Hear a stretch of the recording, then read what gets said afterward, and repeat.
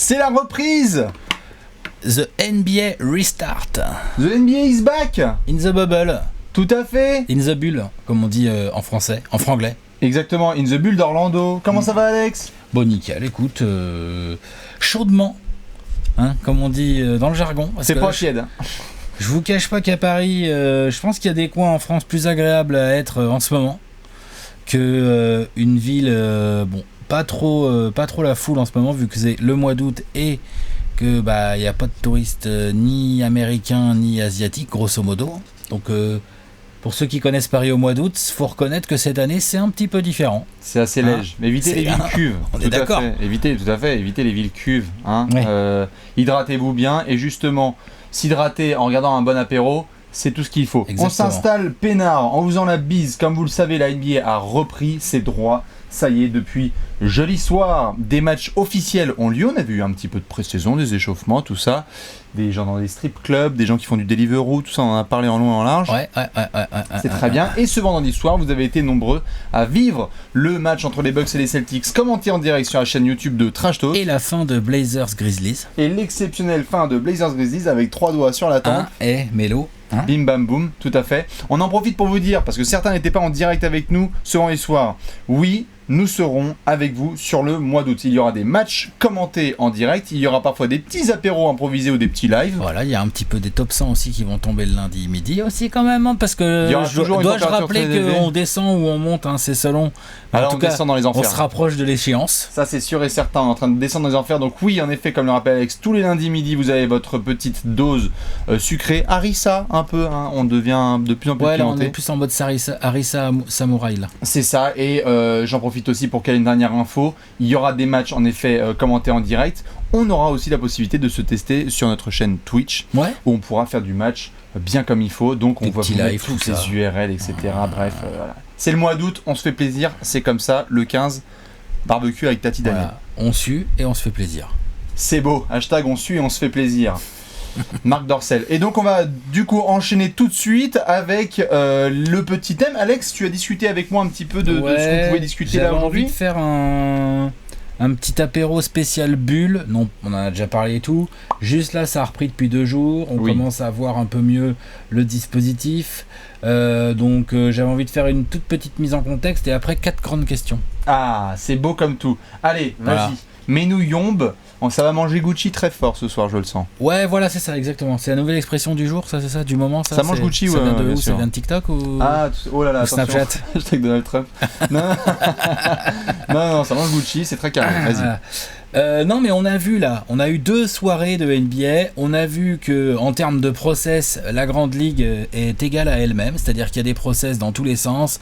On a vu Mike D'Antoni hier qui se faisait interviewer.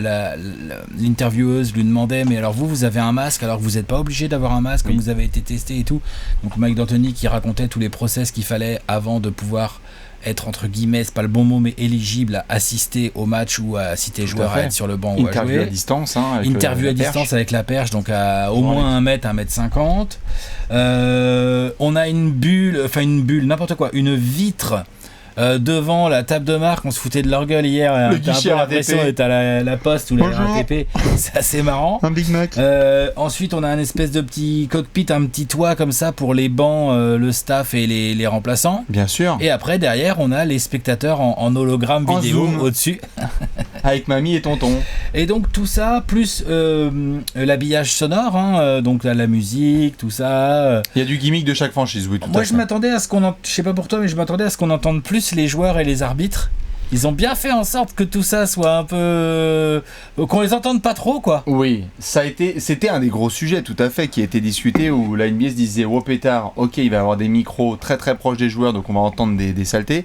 On peut en entendre certaines. Tendez un peu l'oreille, vous allez entendre 2-3 discussions avec des mamans et des plages, mais c'est surtout l'occasion de pouvoir voir comment les joueurs interagissent, parce que c'est le flow même du match qui change au niveau sonore. On était habitué à avoir des N1. On en a vu un avec Westbrook notamment, où ça rugit, zoom, le public, let's go. Et là, maintenant, quand il y a N1, tu check ton pote, tu vas sur les lancers, tu mets ton lancer. Ouais, il y a N1, quoi, c'est tout, quoi. C'est ça. Donc c'est vrai qu'on n'a pas du tout les mêmes ambiances et les mêmes émotions. c'est plus froid visuellement aussi parce que les joueurs, tu sens que c'est pas le même délire. Par contre, c'est plus froid tout court, d'ailleurs. J'ai trouvé les joueurs concentrés. Oui. J'ai trouvé le niveau de jeu pas si dégueu, même si tout n'est pas égal. Par exemple, hier, le match qu'on a commenté, le Celtics-Bucks, c'était pas un mauvais match de basket, mais enfin la deuxième mi-temps, on s'en souviendra pas pendant des siècles. La deuxième mi-temps, c'était quand même pas du grand basket. Comparé aux Blazers-Grizzlies de juste avant, ou voire pourquoi pas aux Mavs-Rockets dans la foulée, qui a un style complètement différent. Bien sûr. Mais donc on a quand même des bases que je trouve assez bonnes et qui peuvent nous permettre d'espérer que petit à petit, une fois arrivé en play-off à partir de la mi-août, on ait un niveau de jeu, ça sera jamais la même ambiance, mais on pourrait avoir un niveau de jeu bien élevé en fait. Ouais, c'est ça, les joueurs étaient assez impatients à l'idée de reprendre la saison, il y avait cette espèce d'attente incroyable, ça fait quand même depuis mi-mars, tu vois, les mecs étaient vraiment...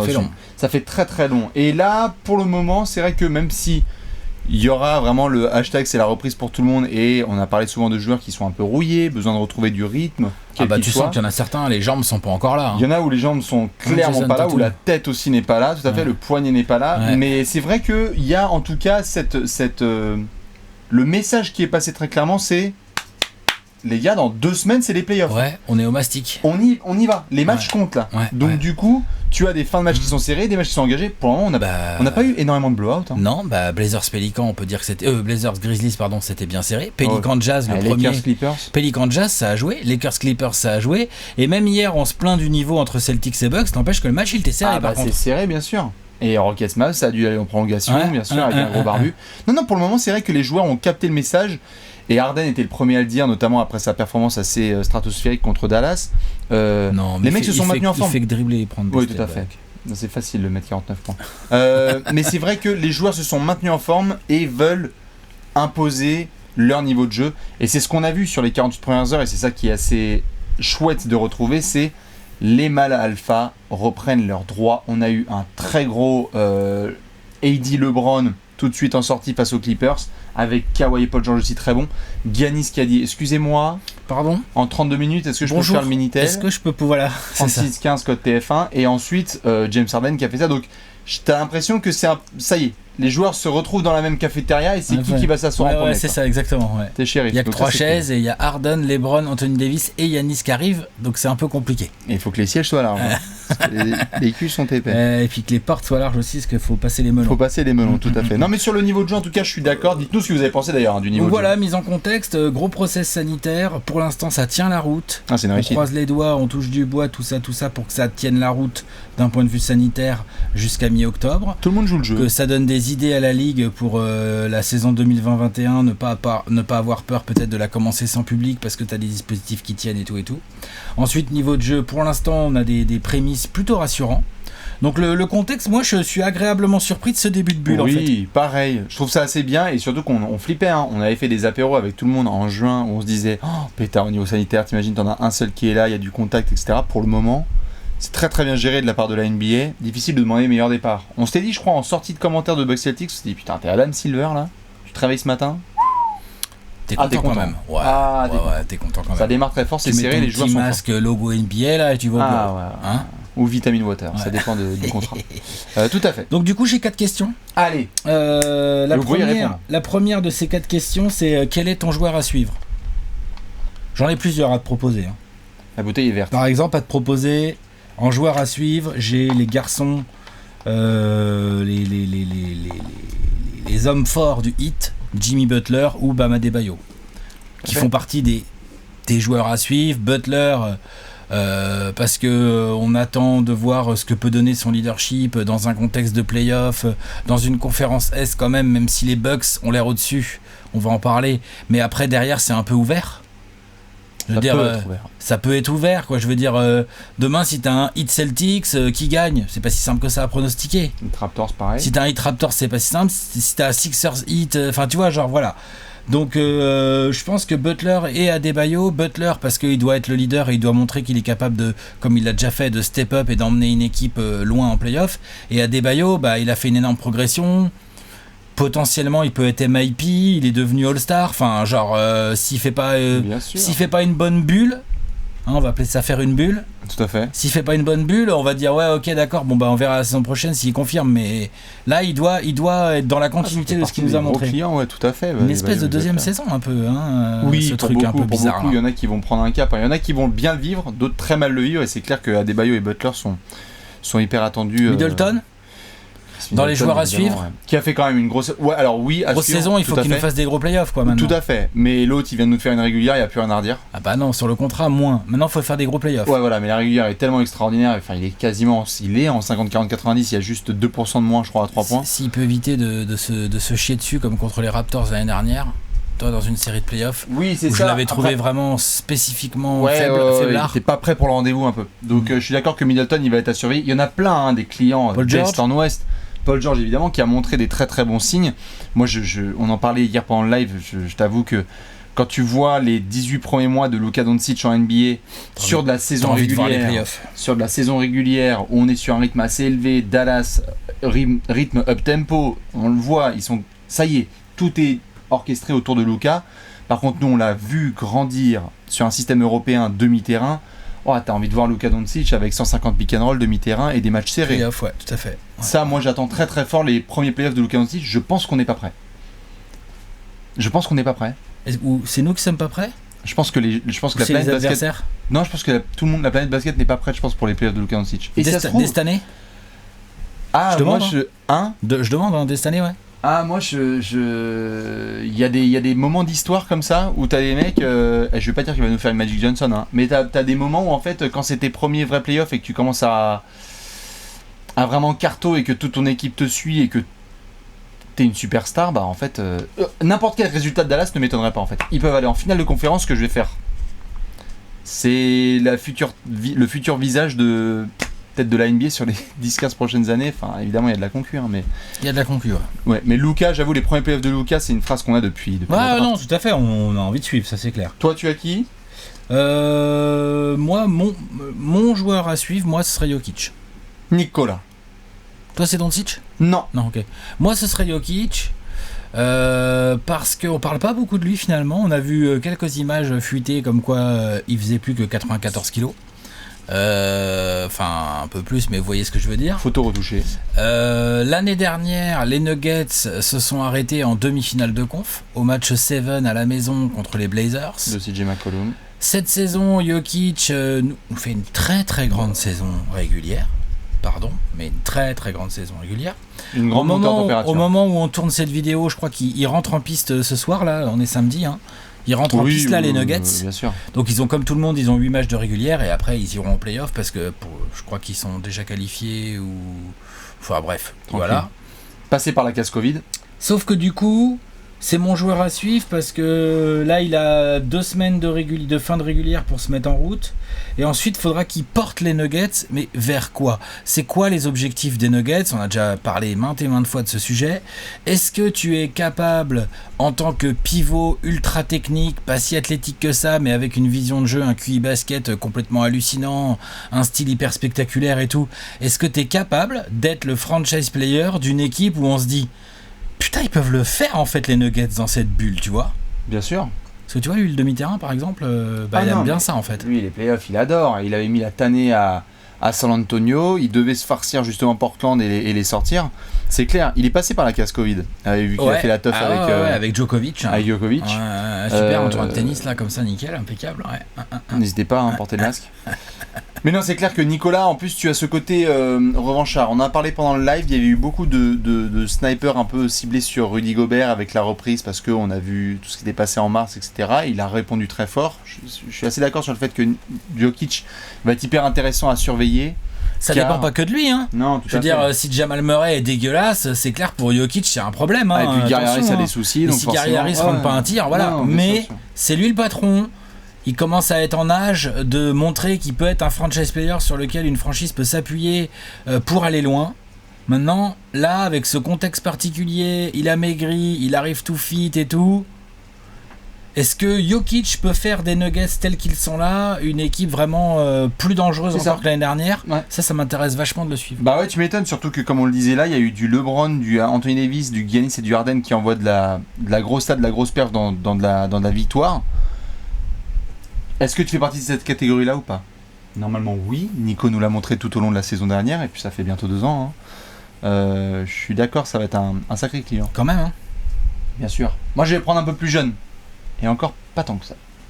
Monsieur Jason Tatum. Tu parlais de bulle. Bon, on va dire que son premier match est une bulle en elle-même. Contre Milwaukee. C'était un cauchemar pour Monsieur Jason Tatum. Très bien défendu. Rendons à César ce qui lui appartient. Très bien défendu de la part des hommes de Mike Budenholzer. Les Bucks ont été très très bons. Brand, Chris Middleton. Non, mais il a pris des tueurs à gages sur la tête. C'est la meilleure défense de la ligue. C'est pas pour rien. Pas pour rien. Tu prends Jason Tatum, tu mets dans ta poche arrière. Ça arrive à tout le monde. Maintenant, on a vu tout ce qui s'est passé au niveau de la chronologie et de l'évolution de Jason Tatum. On a vu sur la saison régulière complète une montée en température. Le déclic qui a eu lieu au niveau du All-Star Game, Wopetar, en fait, il peut devenir une potentielle superstar. Sur février et début mars, tu parlais de Tatum. Tous les jours, c'était impossible d'éviter Tatum parce que l'autre, il mettait 35, 40, il faisait penser à Kobe, il montrait un footwork absolument exceptionnel et une capacité à, en fait, mettre, si ça se trouve, Boston sur ses épaules. Ça a été coupé, justement, mi-mars, quand il y a eu la suspension de la saison. Est-ce que là, quand tu reviens, on repart sur la même chose? Il y a eu une petite blessure aussi, non? Oui, bien sûr. Non, mais en soi... Il y a eu blessure, confinement, enfin, il y a eu la totale. Et il y a eu la totale, tout à fait. Et on a vu hier sur le match que Marcus Smart, très bien, Jaylen Brown, très bien, Gordon Hayward, très bien, donc... Daniel Theis, tout à fait. Kemba Walker, on sait, a des petits soucis de santé, donc ça va remonter gentiment en température. Mais, tu vois, je crois que tu le mentionnais pendant le live, Boston, c'est peut-être une équipe sur laquelle toi, tu comptes pour aller notamment défier Milwaukee en finale de conférence. Si je dis pas de bêtises, ça passera avant tout par un gros Tatum. Ah bah s'il joue comme ça tout le temps, ça va être compliqué. Tu pourras pas faire 2 sur 57 au shoot tous les soirs, ça c'est sûr et certain. Mais j'ai hâte de voir. Voilà, c'est cette espèce de bulle, et je crois qu'on en a parlé dans un apéro de mi-juin, cette espèce de bulle, on a voulu se demander s'il y avait astérisque ou pas, et les superstars prennent n'importe quelle condition et les tournent en un avantage. En fait, ils sont bons. Quelles que soient les conditions. No matter what, tout à fait. Et donc, est-ce que Tatum fait partie de ce clan-là? Ce sera à découvrir. Moi, j'ai hâte de voir parce que Boston peut faire partie des troubles faits dans la conférence Est pendant les playoffs 2020. Ok. Tatum, Jokic. Tatum et Jokic. Après, il y a évidemment plein d'autres joueurs. Tu en as d'autres, peut-être, à une option 2. Ouais, il y avait Lillard, sinon, dans les joueurs à suivre. Damian? Oui. Qui n'a pas été top contre Memphis. Non, mais les Blazers sont gagnés quand même. Donc ça, c'est bien pour lui. Ouais. Ils auraient perdu, on serait là en train de faire Lillard il parle, mais bon voilà, quoi. Là ils ont gagné, ils ont réduit l'écart, donc joueur à suivre Lillard. Bien sûr. Complètement, tu fais partie de ces superstars qui sont capables d'être très fortes, bulle ou pas bulle. C'est ça, et hors joueur, j'avoue qu'après la saison qu'il nous a fait Nick Nurse, j'ai très hâte de voir parce qu'il faut pas oublier que Toronto est quand même le champion en titre. Et qu'ils vont démarrer là les playoffs avec l'envie claire de vouloir foutre le bordel dans les projections. On va peut-être avoir une question, une section sur laquelle on va pouvoir parler un peu de lui. Monsieur Nick Nurse? Ouais. Très bien. Deuxième question. Je t'en prie.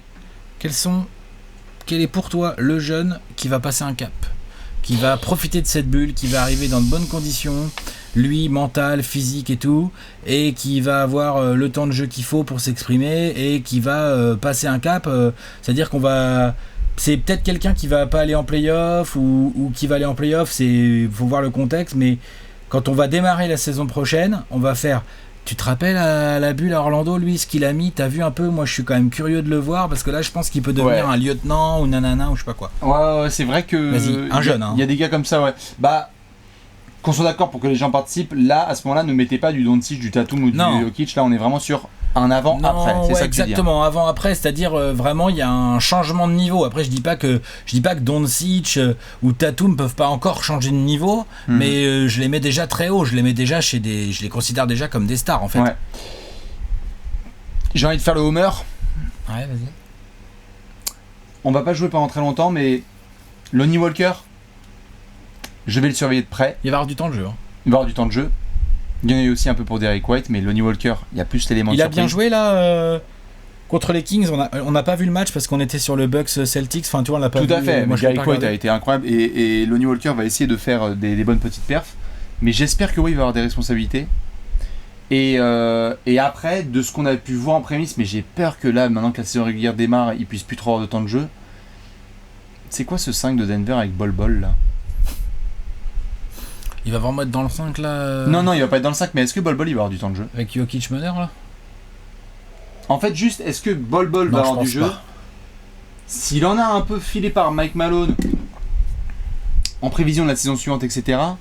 Ah, je veux bien voir parce que curieux. Hein. il est hyper intriguant quand même. Ah ce garçon. ouais, il est très curieux. Moi, j'ai ces deux garçons à l'ouest, Lonnie Walker, parce que le talent est énorme et que on va pas non plus en remettre une couche sur DeRozan, qui a été clutch face aux Kings. Mais ouais, je vais avoir ces deux garçons. Là, de tête, je te répondrai ça. Toi, tu en as certains? Ouais. Moi aussi, je suis un peu en mode Homer. Ah. Mikal Bridges. Oui, bien sûr. Mikal Bridges, j'ai beaucoup aimé ce qu'il a montré dans les matchs de préparation, là, les quelques matchs de préparation, où il s'est fait filer la balle un peu plus, il était un peu plus à la création. J'ai l'impression qu'il a encore progressé, avant même de parler de l'offensif, j'ai l'impression qu'il a encore progressé sur le plan défensif.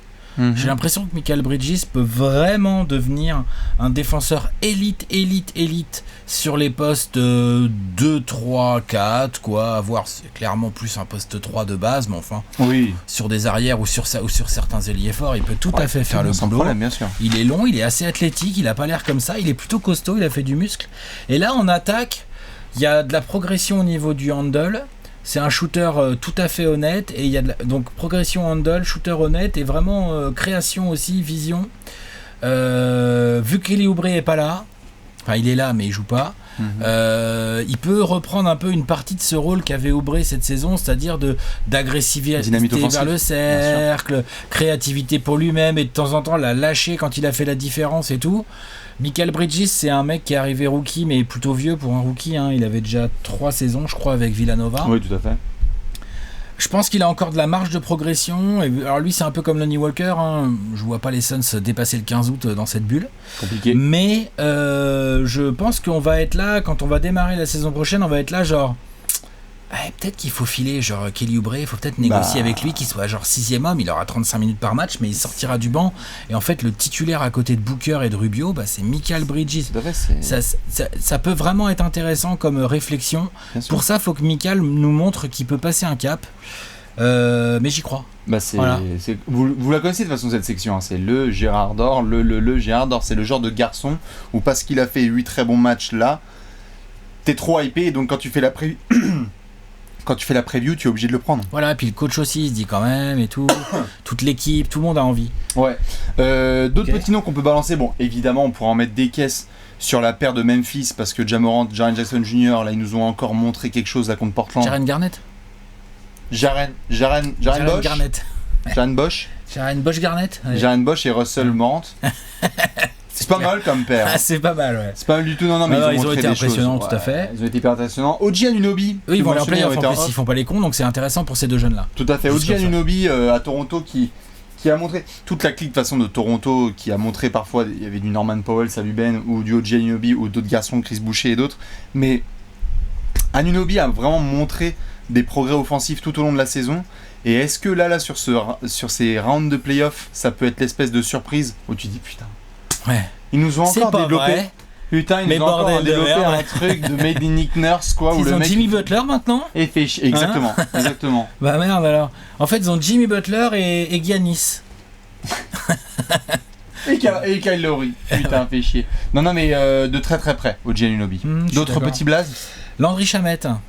Landry Shamet, on parle pas beaucoup de lui parce qu'aux Clippers, évidemment, il est dans une équipe où il y a de la star dans tous les sens et les objectifs sont tellement élevés et l'effectif tellement profond que Landry Shamet c'est le 8e joueur de la rotation. Il a été souvent titulaire, mais c'est vrai que il peut être titulaire, mais en scoring, en importance. 8e, je suis vache, mais il y a du monde devant lui. Et pourtant, il reste jeune. Pourtant, il a un bras, mais c'est un shooter de fou. C'est un shooter incroyable. Moi, je le trouve pas si mauvais en défense. Personnellement, je pense qu'il a un bon avenir de 3&D. Ouais, il est feisty. Genre, ça rentre ses tirs et ça se bat à minima en défense. Donc, lui, il fait partie de ces mecs que je vois potentiellement profiter des bêtises et de l'indiscipline de Lou Will et se faire du temps de jeu. Désolé, j'avais ping-pong. J'avais ping-pong avec deux personnes du sexe opposé. Je joue en double. Voilà. Et donc du coup, Landry Shamet, ça peut passer un cap, surtout si ça va loin côté Clippers en playoff, il va pouvoir se faire de l'expérience et tout. Non, c'est sûr. D'autres petits jeunes comme ça, si vous en avez, n'hésitez pas à les partager, on va en suivre plein. De toute façon, c'est simple, comme on l'a dit notamment en live, tous les soirs on a des matchs qui ont lieu très tôt, on va en profiter pour regarder ça de près. Ce sera l'occasion aussi de mettre le focus sur d'autres petits jeunes. Mais en tout cas, oui, Mikal Bridges pour toi, Lonnie Walker pour Ivy, parce que on est des gros homers et on l'assume totalement. Voilà, troisième question. Libre. Troisième question. Quelle est pour toi la team surprise de la bulle? Quelle va être? Sachant qu'on n'a pas vu tout le monde jouer encore, puisqu'il y a pas mal d'équipes qui démarrent leur saison ce soir, par exemple, ou même peut-être que demain. Je sais pas, j'ai pas regardé le calendrier exactement. Bah, ce qui est bien quand t'es entêté, tu vois, c'est que t'y crois jusqu'au bout, donc autant garder les Sixers.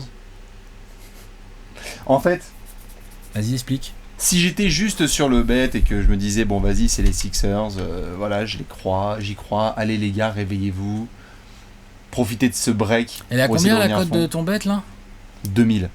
Non, mais. Et j'ai mis 100 €. Donc crois-moi qu'il va y avoir des gros soucis, des discussions à l'automne. Non, je sais plus, mais je crois que c'est 8 ou 10. Ouais, c'est un truc comme ça. Pour les Sixers champions, pour ceux qui n'avaient pas vu la preview des Sixers de l'année dernière. Plus sérieusement, quand j'ai vu que là, ils voulaient commencer à modifier notamment le poste de Ben Simmons et certains rôles, pourquoi pas avoir même une raquette un peu avec du Embiid et du Ben Simmons. Ouais. Je suis intrigué. Tiens. Je suis intrigué. Il y a toujours les bases que je respecte, c'est-à-dire le couteau entre les dents, saoulé d'avoir perdu l'année dernière sur un shoot qui a ricoché pendant 8 ans et demi, du jeune, du All-Star, de l'expérience, l'envie de fermer des bouches, et puis ce côté un peu pressé, quoi, toujours. C'est-à-dire que les Sixers, là, si tu sens qu'ils font des mauvais playoffs, l'été, il va être actif. L'été, à mon avis, ça va être relou pour eux. Du coup, j'ai une question pour toi. Oui. Tu penses qu'avec une arrière-garde, Shake Milton, Josh Richardson, tu peux aller loin en playoff? Je pense pas que ce soit forcément... On peut le regarder comme ça. C'est une question, hein. Tout à fait, mais comme on peut... Parce que c'est quoi là? Ben Simmons peut venir en rotation dans ce truc-là quand Horford rentre et tout. Tu peux décaler Tobias Harris aussi pour que Ben Simmons vienne un peu plus sur les positions. Moi, j'arrive pas à lâcher les Sixers. Ils me font kiffer et dans le jeu, peut-être que là, on va voir justement des premiers matchs où il y aura il y aura quelques déclics au niveau stratégie et donc une meilleure production globale de ces joueurs-là. Je sais pas, l'alliage m'intéresse énormément et je ne peux plus attendre de voir les Sixers dans cette bulle d'Orlando. Okay. Le Ben Simmons qui peut être vraiment complètement all-around, lâché dans la nature et qui peut être parfois ailier fort, parfois pivot, parfois meneur. Non, mais hyper intéressant. Ça galope et t'essaies de t'ajuster. Non, vraiment. Et enfin, pareil, tu vois, dans les gars, dans les jeunes dont on parlait, excellente chaîne YouTube de Matty Stable qu'il faut suivre et dont tu as parlé. En envoyé spécial justement en direct de Maggie, Celle de Maggie aussi. Je le recommande très fort. Pétard, il m'intrigue trop. Et ça peut faire un énorme plouf, comme ça peut faire un énorme splash. Mais pour moi, ce seront les Sixers. Et parce team que surprise, sinon, les Sixers. Ouais. En tout cas, surprise dans le sens pétard, on est mal classé. Par rapport à ce qu'ils ont en régulière, ils vont pas avoir l'avantage du terrain entre guillemets, si tant est qu'il existe encore dans la bulle. Non, il existe. Mais voilà, justement, tu vois. Ils vont peut-être avoir des opportunités au talent de très très chiant à jouer. Là, je rappelle que si les playoffs devaient démarrer avec le classement d'aujourd'hui, c'est un Celtics Sixers au premier tour. Hein. Bah vamos. T'as vu? Ça peut être vachement intéressant. Moi je prends. De toute façon, c'est soit ça, soit nos amis de Miami. Ou Raptors. Et quel que soit, bien sûr. Quelle que soit la fiche, je la prends. Ouais, c'est intéressant. Toi, ton équipe, c'est qui? Moi, c'est les Rockets. Ça serait ma team surprise, les Rockets. Alors, ne nous méprenons pas, je dis team surprise, j'ai quand même un peu de mal à les voir champions, faut pas non plus exagérer. Mais je pense qu'ils peuvent vraiment rentrer c'est quoi, dans une dynamique. Surprise, c'est les Rockets qui fument des Clippers ou des Lakers, quoi, des Rockets qui peuvent par exemple sortir de l'Ouest, par exemple. Les Rockets en finale NBA. Par exemple, ouais. On parle de ce genre de phrase. Voilà. Ouais. Oui, ça serait une surprise. Si les Rockets sont en demi de conf, on va pas non plus me dire que c'est une surprise, quoi. Si. Non, c'est les résultats des saisons précédentes, donc tu vois. Donc c'est pour moi la surprise Rockets. Le minimum du minimum finale NBA, finale de conf, et la vraie surprise c'est de les voir sortir de l'Ouest. Pour moi, c'est pas une surprise s'ils sont en finale de conf. Non, ça peut l'être, ça dépend qu'ils ont battu en fait. S'ils ont fait les Lakers ou les Clippers sur le chemin, Ça va quand même être une surprise, mon gars, je te le dis, moi. Non? Ah, quand même. Non, tu trouves pas? Si, quand même, évidemment. Quand même évidemment. une petite surprise. Mais c'est juste que ce serait très Rockets comme on en a réglé. Mais ça serait énorme. Et en fait, du coup, il y a plusieurs choses qui me font dire ça. Je pense qu'ils peuvent faire une énorme surprise parce qu'en fait, ils ont un seul style de jeu, donc tout le monde sait comment ils vont jouer. Sauf que eux aussi savent exactement comment ils doivent jouer. Alors après, tu as toujours des joueurs incroyables. C'est pour ça que je me méfie des deux équipes de Los Angeles parce qu'elles ont des arguments absolument incroyables pour jouer les Rockets. D'un côté, il y a Anthony Davis qui est quand même un gros problème quand t'as que des mecs en dessous de 2 mètres dans ta raquette, hein, quand même, ça c'est un gros souci. Et de l'autre côté, il y a Kawhi et Paul George qui sont quand même extrêmement capables des deux côtés du terrain de prendre le dessus sur n'importe quelle paire d'extérieur dans la ligue, donc faut faire gaffe. Mais sinon, avec le talent de James Harden, avec tout ce qu'il a à prouver, avec les quelques petites déclats que j'ai bien aimé moi de sa part, il a l'air vachement focus l'ami James. Oui, bien sûr. Il a l'air très focus. Westbrook qui a eu le Covid et qui est arrivé un peu fatigué et tout, on l'a vu là dans leur premier match hier, ça va Westbrook mais il faut qu'il monte un peu en régime. Ouais. Mais on sait qu'il va faire ce qu'il faut. Donc en fait les Rockets, quel est leur souci? Leur souci c'est comment pas jouer comme des gros débiles en fin de match quand c'est serré et éviter de perdre. Hein, ou que ce soit Westbrook, Harden, tout ça on les a quand même vus faire...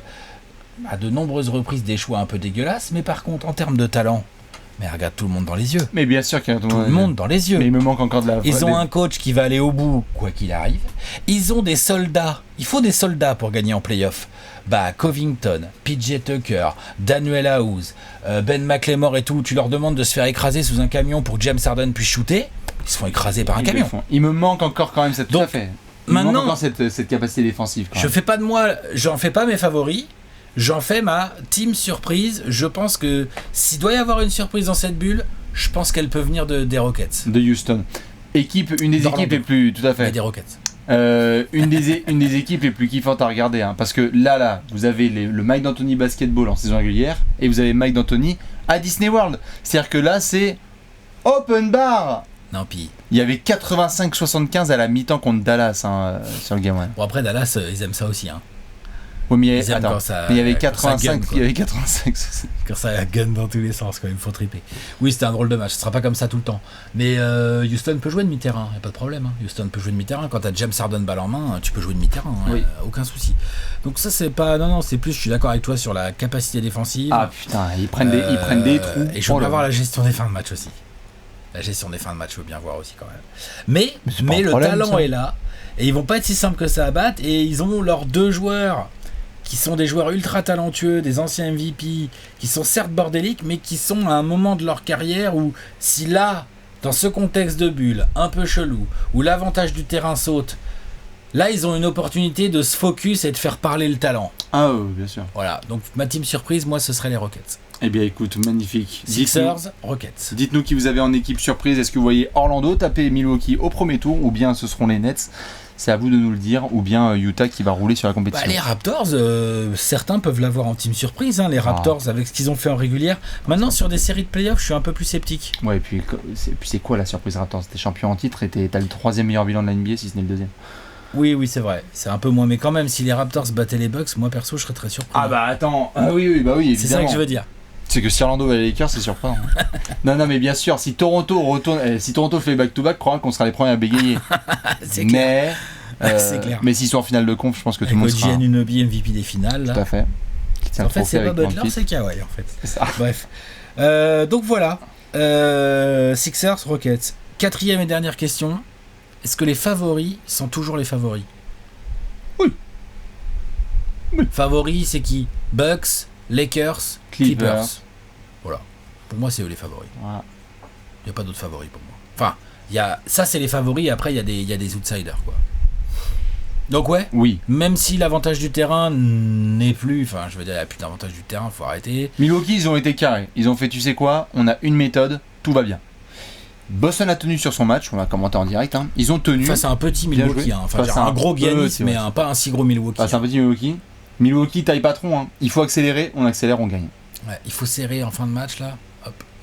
faut que le MVP mette des paniers, allez, on le sert. Alors je le sais, il y en a qui ont du sel dans plein les mains avec les histoires d'arbitrage qui a eu lieu sur le match et savoir si Giannis devait repartir avec 8 fautes ou pas.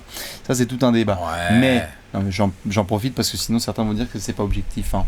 Mais pour le coup, Milwaukee me donne moi le sentiment que ce soit la préparation des joueurs. On les a vus jouer hier, il n'y avait rien de surprenant quoi. Non. La cohésion collective, elle est là. Tout le monde connaît son rôle. Exactement. Défensivement, ils sont graves là. Offensivement, il y a un peu de mise en rythme à faire. On a vu Middleton un peu galérer et tout. On a vu aussi Bledsoe n'était pas là.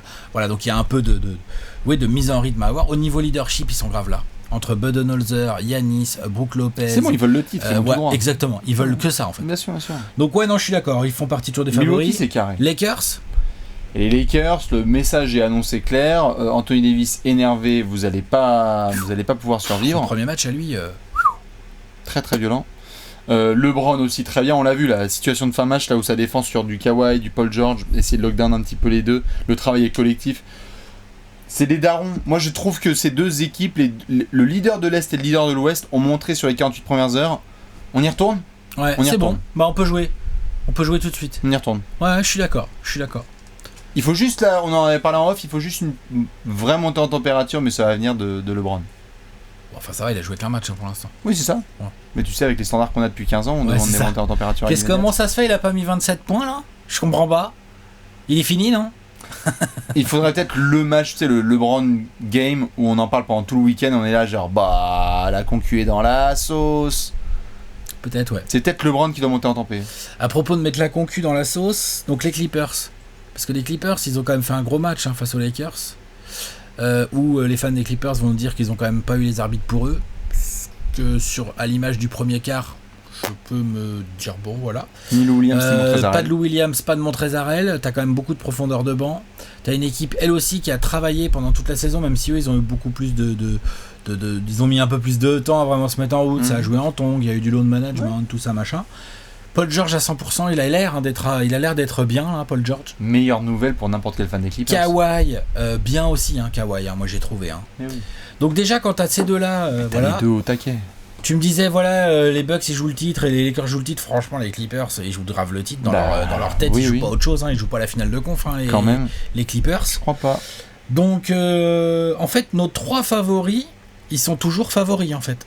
Il n'y a personne là qui, dans ces 4 mois ou sur ces matchs de préparation ou les 2 premières journées, nous fait nous dire. Il y a des gens qui nous font dire qu'ils pourraient être des surprises, mais il n'y a personne qui veut dire non, mais eux quand même ils peuvent casser le truc quoi. Non, là-dessus on est clair. Mais vu l'échantillon qu'on a, on a eu quoi, 6 matchs ? Non, on n'a rien eu pour l'instant. Là, je te dis vraiment, je fais exprès de poser cette question. C'est pour ça, non, mais c'est intéressant, c'est justement le fait que on n'a pas encore eu le bon gros blowout de genre, allez, plus 25 de Miami contre je sais pas qui, on va faire genre, oh putain. On n'a pas eu le Clippers Celtics où les Celtics se font museler et il y a plus 20 pour les Clippers, on fait oh putain, ils sont tellement chauds à jouer. C'est ça. Ça, d'accord. Donc ça, on va voir dans les prochaines semaines. Mais comme ça, à aujourd'hui, en entrée de bulle, sur le papier, même si tu leur as enlevé l'avantage du terrain, et donc malgré des bons gros bilans de régulière, ces équipes-là vont pas avoir de réel avantage du terrain, elles restent quand même favorites, parce qu'elles jouent mieux, parce qu'elles ont des gros joueurs, parce que la cohésion collective est bien avancée, parce que ça peut défendre, attaquer et tout ça. Bien sûr, et comme tu le mentionnais là tout à l'heure, des équipes qui réalisent qu'en fait l'avantage du terrain, il faut être prêt tout de suite, parce qu'on t'enlève cet avantage. Donc il faut que tu récupères tes avantages clairs qui sont cohésion d'équipe, efficacité et envoyer un message à la concu. Non mais c'est ce que tu disais tout à l'heure, les gros joueurs, ils débarquent dans un nouveau contexte, c'est toujours des gros joueurs en fait. T'es le patron, que ce soit dans la jungle ou je ne sais où. C'est-à-dire que voilà, Yanis on l'a vu, 36-15. 36-15 Yanis, 36-15 le grec. C'est ça. Bulle ou pas bulle. Ça j'ai bien aimé. Que des équipes soient prêtes mais que surtout les stars disent genre... Anthony Davis... Cocorico. Attendez, pardon, c'est Ivica Zubac sur moi. Moi je vais shooter 15 lancers en fait ce soir. Parce que voilà.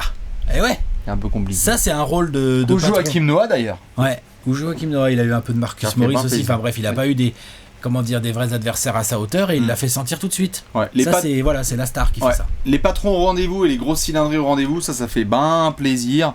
Il va y avoir des grosses affiches à surveiller sur les prochains jours, notamment au niveau du classement. On regardera tout ça de très près. Comme on vous l'a dit, on va commenter aussi du match. On vous donnera les rendez-vous sur les réseaux sociaux pour savoir quand est-ce qu'on se retrouvera. Il y a beaucoup de matchs à des horaires français, donc profitons-en. Ça va être bien, ça va être sympa. Ça va être parfait. On va se faire un bon mois d'août. Exactement. Du coup, on vous fait plein de bisous. Vous pouvez répondre aux 4 grosses questions posées par Alex dans les commentaires. Et l'on se retrouve très vite dans d'autres petites vidéos sur la chaîne YouTube de Trash Talk. Ciao. Des bisous. Ciao. Ah oui, le coude. Allez. Ciao. Oula.